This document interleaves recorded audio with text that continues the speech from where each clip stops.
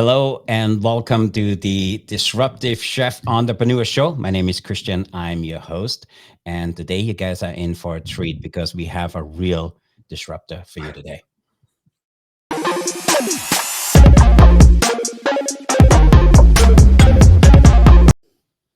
Again, happy Monday. My name is Christian. I'm your host. And today I'm so excited to have Chef Shawn with me from Cali Barbecue Media. He is a real disruptor. We're talking about disrupting our industry here in the show, and he has done it already. He has a barbecue joint in beautiful Southern California, which he grew to now 8 locations, Shawn? We have 3 locations. Okay. Yeah, he has 8 locations. 3, three open, the other 5 we'll are go coming. With 8. I'm totally fine with 8. 880, whatever. But what I really admire about today's guest is what he has done. He had his barbecue business. He needed somebody to promote it. And he thought, when you build it, they will come and they will just feature me on TV because he has an amazing product. And nobody came. And he disrupted the industry and he created Cali Barbecue. So Chef Shawn, excited again to have you here. Thanks for being here on today's show. Happy to have you here on a beautiful Monday. Chef Shawn, give everybody the 5-minute cliff note, who you are and how Cali Barbecue became to be. Well, the most important thing is the person that's listening to this show. So if you're listening to this show, you obviously respect Christian and what he's building. I'm honored to be on this show. More importantly, I'm honored to meet you. Whoever is watching, whoever's listening, your story matters. And I think, the root of who I am and what I do is I never met my father. My grandfather, my Bulgarian grandfather, he raised me, and I was very fortunate to be raised in an affluent part of San Diego, a place called La Jolla. It's called the Jewel, and it's a place where a lot of privileged people are. And because I was raised by my grandfather, he taught me the value of hard work. When I was 13 years old, he asked me, by ask, I mean he forced me in a Bulgarian loving way to come and work on the weekends at our family restaurant. And I was bussing tables and washing dishes. And those lessons that I learned there, even though I didn't like doing that on the weekends when my friends were playing sports and doing all kinds of cool things, I learned the value of hospitality. I learned the value of all the different walks of life that came into that breakfast restaurant, that fell in love with the feeling of family. And that's something that I chased throughout my career. In 2008, opened up the restaurant and with one of my best friends from college. And we thought that if we made great barbecue, if we provided phenomenal hospitality, if we took care of our community, that people were going to come and write about us, put us on local news and put us on TV, put us on radio. Nobody came. We opened in 2008. The first iPhone came out in 2007. And we learned how to do what most people waited until the pandemic to do. One of the biggest cliches is we pivoted during the pandemic. I hate hearing that because it wasn't a pivot.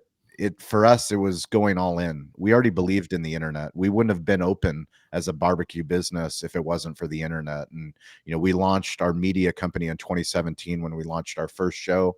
We didn't make any money podcasting or making videos or doing brand deals. We did it all for free until we launched our second show with Toast, which was restaurant influencers. So we have a show called Restaurant Influencers on entrepreneur.com. It's reached over 30 million people in 2 years. We just renewed for our 3rd season.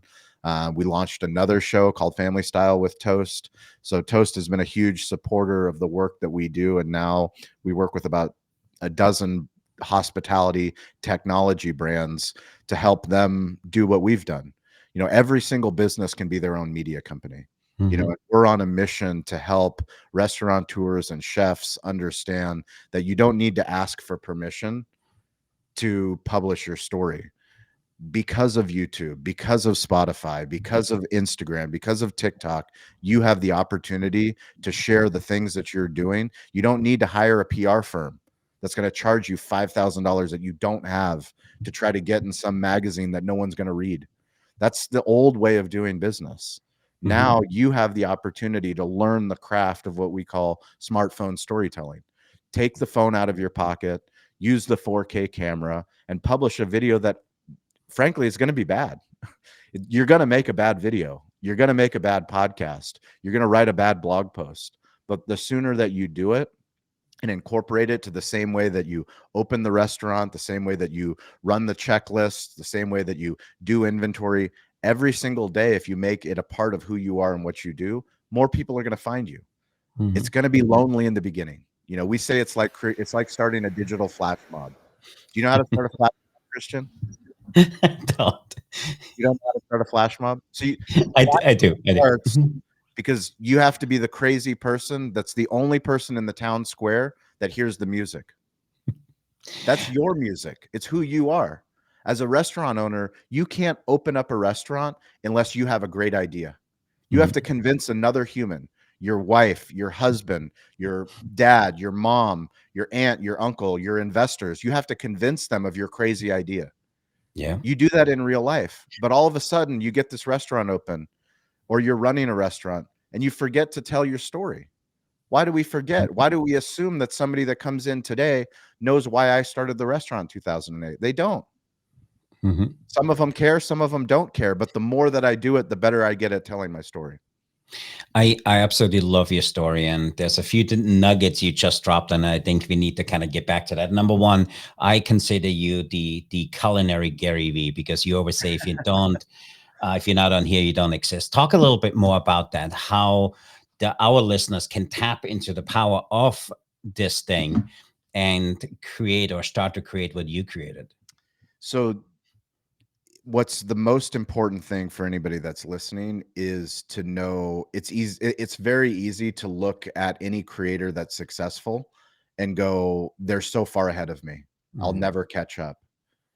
And one of the most important things that you do is no matter who you admire on Instagram, on TikTok, on YouTube, whoever's built successful restaurants, you have to remember that in the beginning, they were shitty. In the beginning, they were no good. You know, and the way that I explain it is we're in San Diego. And in San Diego, when you get into craft barbecue, we're in a transplant city. Mhm. Most people moved from different parts of the country. Yeah. And barbecue is a religion in Texas. Barbecue is a religion in Kansas City. It is Mhm. a religion in Memphis. It is a religion in the Carolinas. So when someone from San Diego says, "Hey, we're doing craft barbecue," people were very angry. They're like, Mhm. "No, you're not. You don't know how to cook great barbecue." And you know what? They were right. I Yeah. didn't. We didn't. We had a mentor who taught us. But when they taught us in the beginning, it wasn't good brisket. Brisket was the last thing that we added to our menu. But eventually, every day, we worked at making a better brisket. Every single day. 15 years later, we make phenomenal brisket. Mhm. Every single day, you can make a video. In the beginning, your video will be terrible. You'll stutter. You won't like how you look. You won't like the lighting. You won't like the sound. You'll be worried about who's watching it on Facebook, how many people like it on LinkedIn, who's going to see it on Instagram. Nobody cares. No one cares. Mhm. You have to commit to the craft of storytelling. I absolutely love that, and actually we started this because of a conversation with you, and our goal was we wanted to make sure that chefs know they have choices outside of culinary, that Yeah. there's transferable skills which can give them an amazing life. Yeah. And I want to kind of go back what you said in the beginning. There's a lot of our listeners which build something amazing. They, borrowed money from their family. They took all of their savings, built this amazing restaurant. They were hoping people are coming to promote it, and they don't. A lot of those give up. You didn't. Talk Yep. to us a little bit of what that moment was like for you to saying, I'm not gonna give up. I gonna build something. How did this all go behind the scenes? Because there's probably a lot of chefs and a lot of restaurateurs which listen to this are in the same situation today, saying, hey, should we close tomorrow or should we make it work? What advice would you have for them? I cannot lose if I do not quit. Mm-hmm. My grandfather, back to the Bulgarian farm boy that should have never made it to La Jolla, California, the reason that he asked me at the end of his life to help him write his life story was the hope not to make the New York Times bestseller list. Mm-hmm. All he cared about was publishing his story so that one boy in one village might find that book and have the strength to know that no matter what you believe, it's possible, Mm-hmm. but you cannot quit. You cannot quit. And it's through that persistence. It is the consistent, persistent pursuit of your potential to know that when I first opened up our restaurant, it was a breakfast restaurant that we added a full liquor license. We didn't even Hmm. do barbecue. We just added a dinner menu that was all over the place. We're a media company now that just also happens to sell barbecue. Hmm. The evolution of who we are, what we were in the beginning to what we are now, but we're firmly rooted. Be like bamboo, be firmly rooted, you can bend, but don't break. Yeah, I love that. We bend, but we don't break. And we're committed to this craft of understanding that there's never been a greater time as a business owner because of the internet. Hmm. We don't have to ask for permission anymore.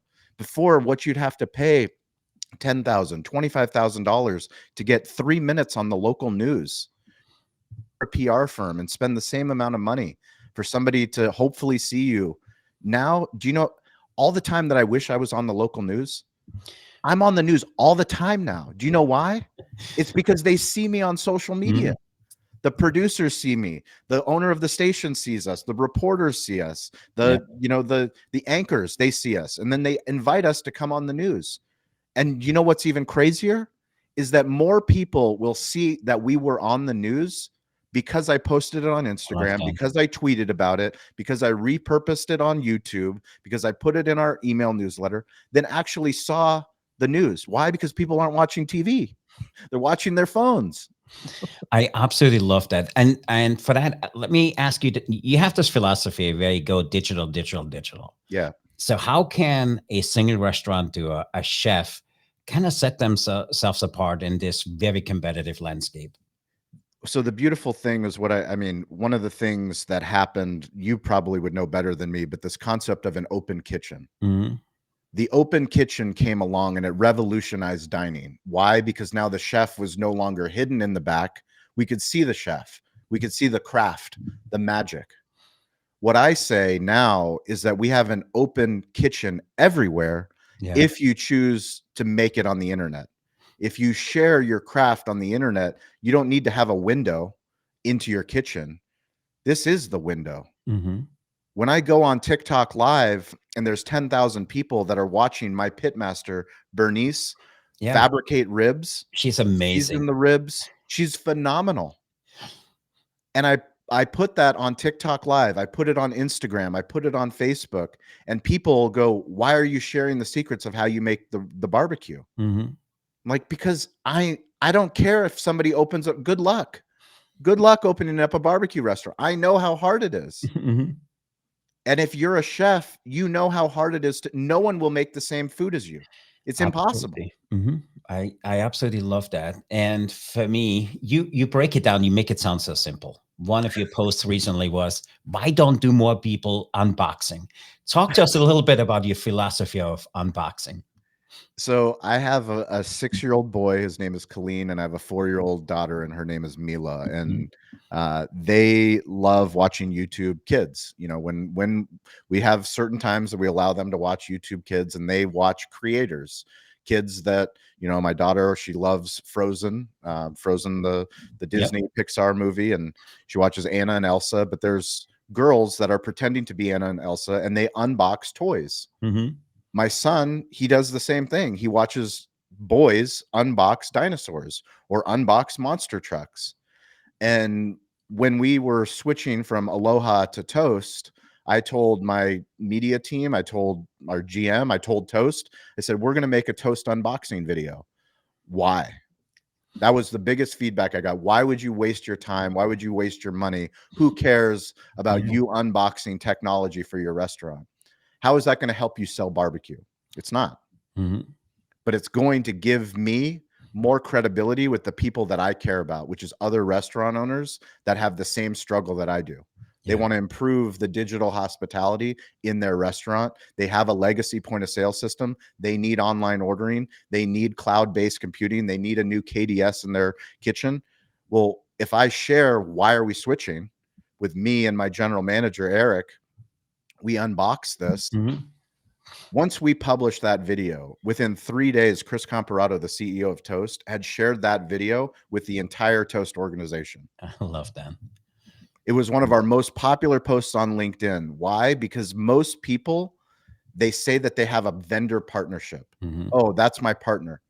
Well, what is a partnership? A partnership works two ways. Business owners, we spend all of our time trying to squeeze our vendors. Mhm. Give me the best prices.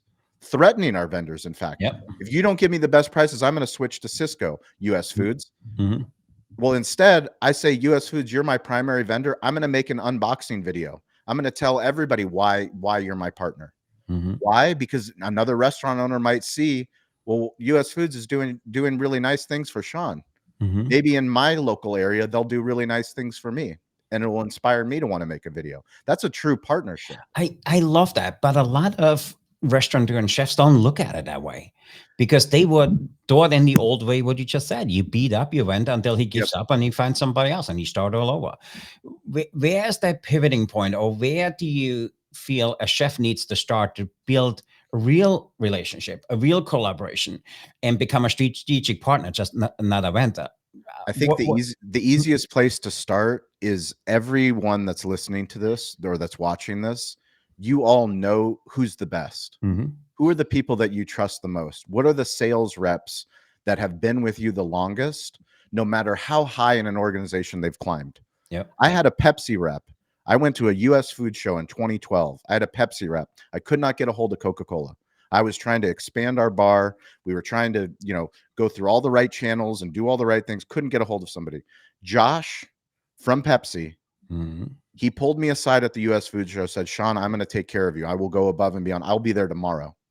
He was there tomorrow with a whole team, putting in a gun, adding a new fountain machine, adding all of these things. Since then, Pepsi's invited us to participate in the Major League baseball game. They came for the All-Star game in Petco Park, and they had pop-up Yeah. vendors. We were one of 4 restaurants in San Diego. We've gotten all these incredible opportunities because we took care of them. They took care of us. And Mhm. now, I was on a call with Pepsi 3 days ago, talking to their entire West Coast division. And Yep. do you know what I was talking about? I was talking about them sharing their story on the internet.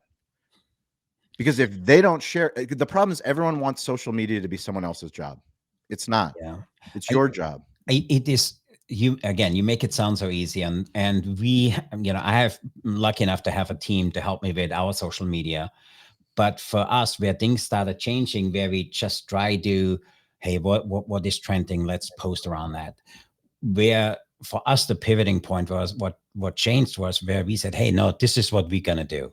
And I learned that from you. And also, by the way, Shawn, the reason we use toast in our restaurants is because of you. I We had appreciate somebody out there, we asked to take a hike, and we super happy with toast. You and I just spoke about a 200 unit chain, which I think toast would be the perfect platform for them. it. Amazing. But you have a real relationship and you have a real partnership. And I have a really good friend of mine, and he runs multiple restaurants. And what he's really good at, his sales guy, when you ask him, he says, my sales guy is George. You know why? I was in a pickle. George helped me out. Yep. The other day, George came and said, hey, I'm in a pickle. Can you take an extra delivery? He says, I took an extra delivery because George looked out Yep. for me. But it's really hard because a lot of the chefs, though, they feel they don't have the authority to do that, or they can't make those decisions without the restaurant owner to be involved. Yep. What are some tips and tricks you have for those guys? Because there's still a lot of guys out there, listeners and chefs in Yeah. particular, which are so focused on, I want to put out amazing food, and purchasing is none of my thing, and this George is just in my way. How do you build those relationships? I think the most important thing is that the work that you do, it matters, and you're not Mhm. alone. If you understand that you're not alone and that you've learned something wrong, everyone's had a mentor. You can't be in this business and still survive if you didn't have someone teach you something. We spend all this time training the next person that comes in the door, but we have this incredible device that Mhm. if you care enough to train one other human, maybe if you put this phone up next to you and just hit record of you talking to somebody about how to prep the food, how to make whatever your recipe is, how to Yep. make the magic, and then you publish it on the internet, I'm telling you, it will not be good in the beginning, but do it again tomorrow. Do it again the day after that. Do it again the day after that. And then you start to understand, well, I just did that for the ribs. So why can't I just do that for the cocktails? Why can't I do that with the own? Like, this is how you start to have conversations of, okay, we all need social media. We all need to not put out a commercial. We all need to share a story.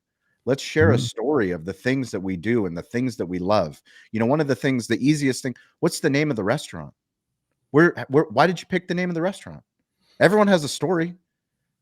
I love Ask that. a restaurant owner, how did they come up with the name? How did you pick that location? Hmm. When you walk into the restaurant, certain things are on the wall. Why did Yep. you pick that photo to be on the wall? Oh, well, that's my Really grandfather. love that. Tell me a story about your grandfather. Hmm. I have a tree. We have an orange tree at the front of our restaurant. Yeah. It's been there since my mother had horses on that same property. That's That amazing. that tree, literally, we tried to remove the tree when we added smokers to build the master smokehouse, and my Yeah. wife, she goes, "That's your grandfather's tree. You will not remove that tree." She fought me, she fought my general manager, she fought the contractor, and guess what? She won. The tree's Hmm. still there, That's awesome. but that's the orange tree. And the question, like, you're laughing, but the most people think, "Well, who cares about the orange tree?" Well, you laugh because everyone has an orange tree. Correct. Yeah. Every restaurant has an orange tree. There's some window, there's some painting, there's some booth, there's some Mhm. chair. That's the chair that's always going to be there. Don't question it. But tell us the story about the chair, because I because it for will me, make us all smile. It'll make us it all makes cry. me me chuckle because I have my own orange tree, and I had that We very all same. do.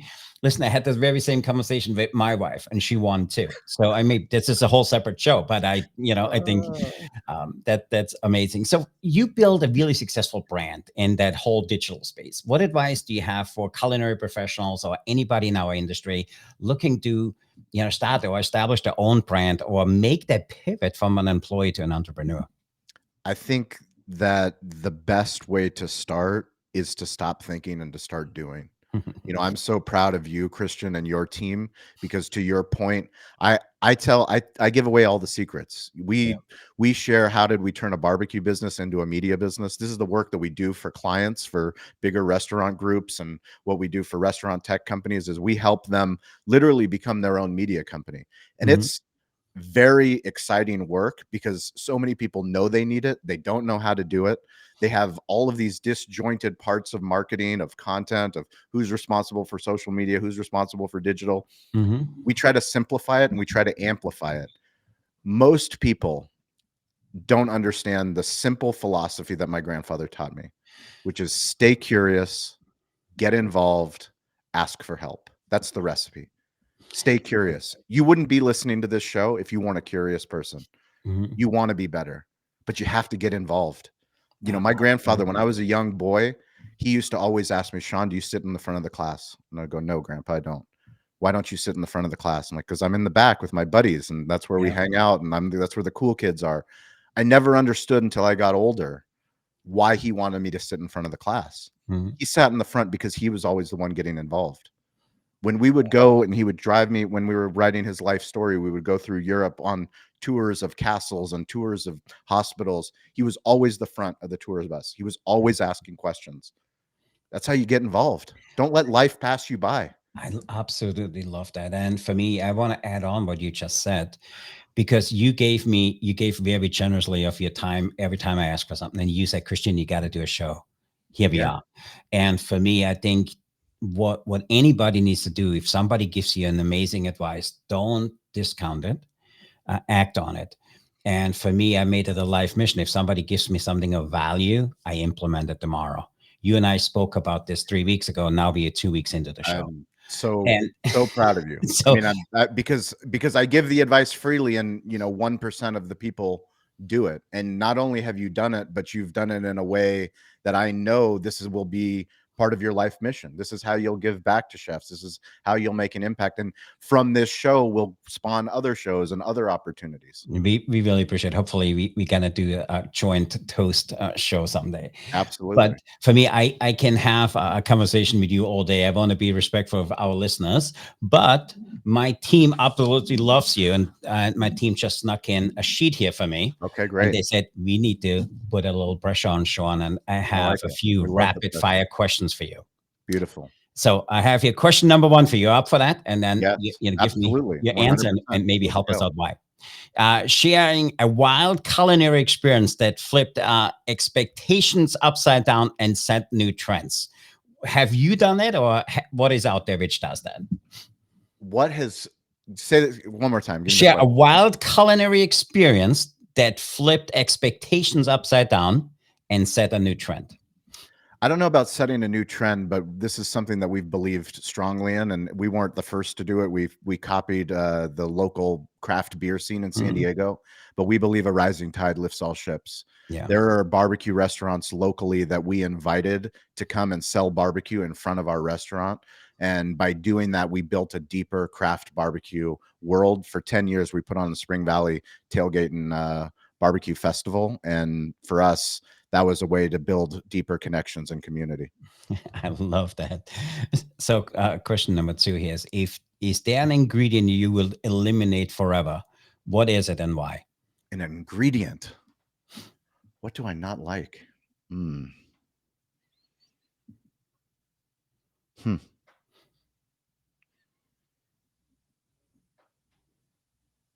That's a good question. I think your team might have got me on that. Maybe we come back to that because they have a follow up question on that. What culinary tool is overrated? What culinary tool is overrated? Awards. Why? Awards are overrated because people depend too much on the opinion of others. Mhm. And it's great to get the accolades, and we've gotten accolades, but ultimately all that matters is what happens is why do you get up in the morning? If you Yeah. care about why you get up in the morning, you inspire those around you, you inspire your community, then you're memorable. I mean, that's the most, how does a story become a legend? Story is so good that other people tell it to other people. That's how Mhm. you make impact. I love that.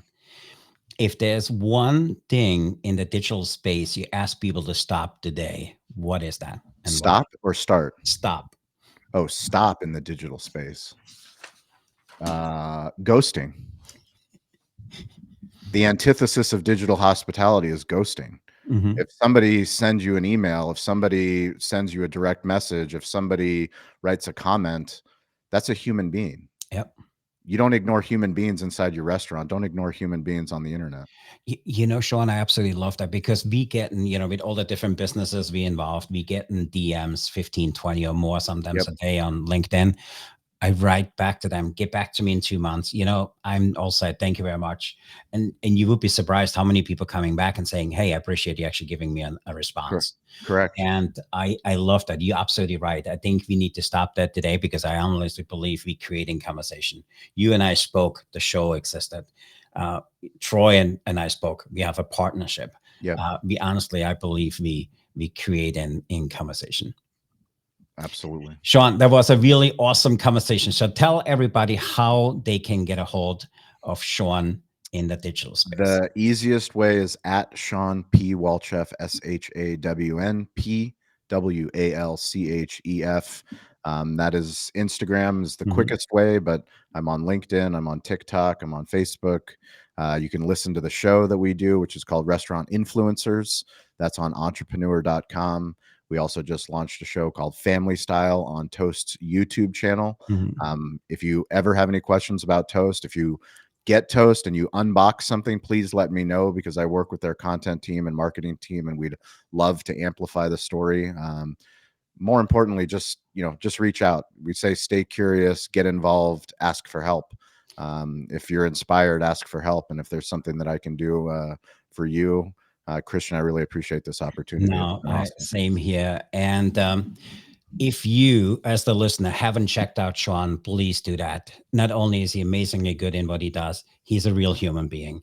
And for me, what I fell in love with you is you're the same guy when we're on a call. You're the same guy when I text you on a Saturday night. You're the same guy here on the. And for me, that's really rare. People feel like they're being on stage just because they've been on a Yeah. show or they're being interviewed. You are the guy. And for me, what I really admire of you is, for me, family is really important. I had the opportunity, grew up with five brothers, five sisters, and now my kids are all adopted.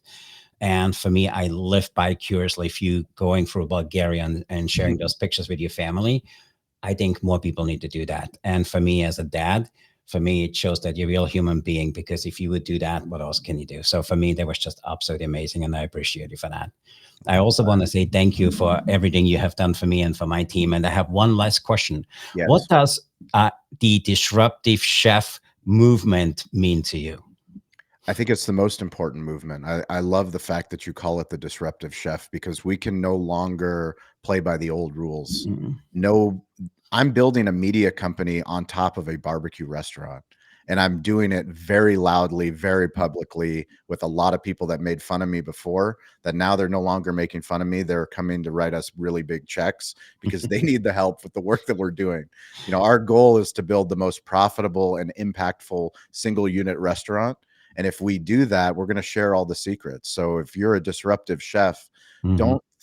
don't stay conventional. Don't stay within the lines. I mean, our job, we're creators. If Yeah. you're a chef, you're a creator. Just share what you're doing on the internet and you'd be surprised. I mean, watch what's going to happen. Chefs are not even going to have to open up restaurants anymore. Mhm. They're going to build YouTube channels and TikTok channels and podcasts and blogs, and they're going to be creating content and doing brand deals without ever having to, you know, raise $1 million to open up a restaurant that, you know, makes them $50,000 a year. Forget about that. They're going to get $50,000. They're going to get $50,000 a month just That running their content. that hurt, because my first restaurant was exactly that, you know. And Well, at least you made 50,000. It's better.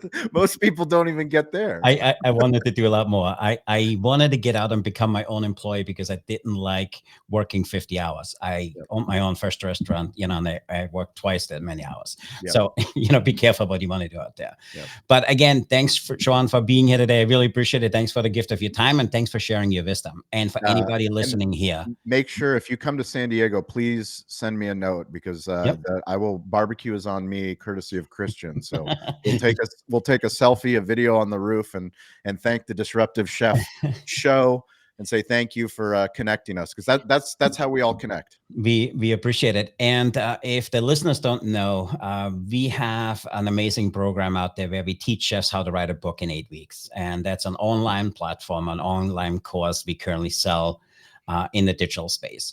What I have here as a little token for listening to us today and watching us, if you take this thing and give me and Shawn a shout out and a response, I give you that course absolutely for free. I Wow. promise you, you can have a book in 8 weeks. One of our best students wrote 4 books in 8 weeks, and he made multiple 6 figures doing that. So that's a gift for me for giving Shawn and I a shout out. So again, if you haven't done so, please follow this show, this blog, this podcast. Make sure you check out Shawn and follow what he does, because he's not just only a trendsetter, he makes it relatable. There's so many people out there which talking a really good game, and afterwards you have more questions than you before.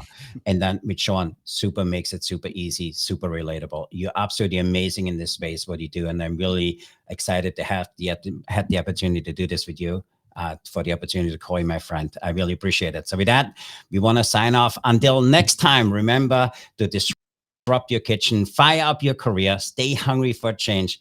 I'm Christian, your Disruptive Chef Entrepreneur host, signing off. Be the change, be the challenge, and be the chef who sets the world on fire.